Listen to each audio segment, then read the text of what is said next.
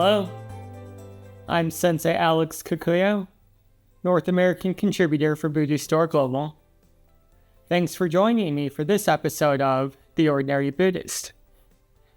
The title of today's Dharma talk is Clearing Out the Brush. Before we get into that, please subscribe and hit the notification bell.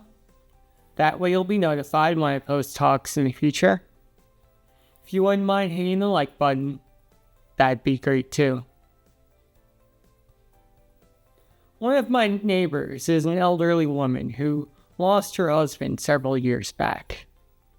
Unfortunately, she's unable to keep up with the yard work due to some health issues, so I help her out whenever I can. And it's generally not a big deal. I'll trim the hedges. If I'm cutting up my grass, I'll go across the street and cut hers. But every now and then, she asks me to do something that's a little bit more involved. Recently, she asked me to clear out some brush around a pond in her backyard because it was blocking a path between her house and her garage.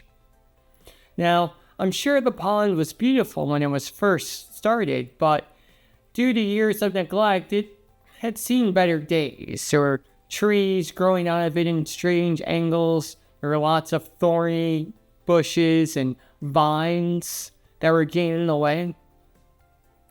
So, I took my handsaw, I walked across the street, and I got to work. I'd love to tell you that there was some great homesteader secret I used to get through this work quickly, but truthfully, it was just a lot of mindless grunt work. Hacking plants into pieces and carrying those pieces over to the burn pile. Over time, I got scratched by thorns. There were a couple branches that got a little too close to falling on my head, but over time, I saw progress, and that encouraged me to keep going until finally, the area around the pond was clear. There was a clear pathway through the yard, and the area, frankly, just looked a lot nicer than it did before. Buddhist practice is a lot like clearing brush in our yard. When we first sit down on the cushion, oftentimes we don't like what we see. The goal of Buddhism, after all, is to clear our minds of the weeds and underbrush of greed, anger, and ignorance, so our true enlightened nature can come forth in daily life.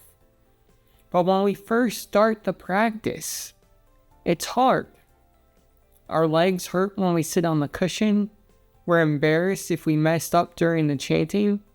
We don't know all the rules and rituals required in the temple. And as we go through this process, dealing with the slings and arrows of life, we can become discouraged.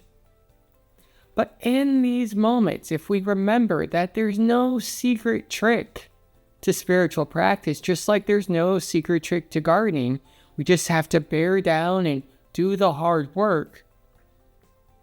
And if we're willing to do that hard work in the same way that we can eventually clear brush from around a pond, we can eventually clear the defilements of greed, anger, and ignorance from our minds, ending suffering for ourselves and others as long as we're willing to keep going, especially in the moments when it's hard. Amitabha.